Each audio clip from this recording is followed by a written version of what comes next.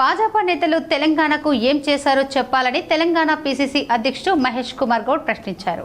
లోక్సభ ఎన్నికల్లో భాజపా 8 స్థానాల్లో గెలిస్తే కేంద్ర బడ్జెట్లో తెలంగాణ రాష్ట్రానికి ఇచ్చిన నిధులు మాత్రం సున్నా అని విమర్శించారు. గాంధీ భవన్లో నిర్వహించిన మీడియా సమావేశంలో మహేష్ కుమార్ గౌడ్ మాట్లాడారు. దేశంలో 2వ స్థానంలో ఉన్న హైదరాబాద్ మెట్రో 9 స్థానానికి పడిపోయింది. మెట్రోకు నిధులు అడిగితే ఇవ్వడం లేదు.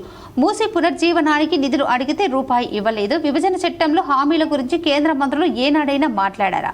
మతతత్వ రాజకీయాలను తెలంగాణ ప్రజలు సహించరు. బీసీలకు 42% రిజర్వేషన్లు ఆమోదించేందుకు కేంద్రాన్ని ఎందుకు అడగటం లేదు? గుజరాత్లో ముస్లింలకు రిజర్వేషన్ కల్పించడం లేదా?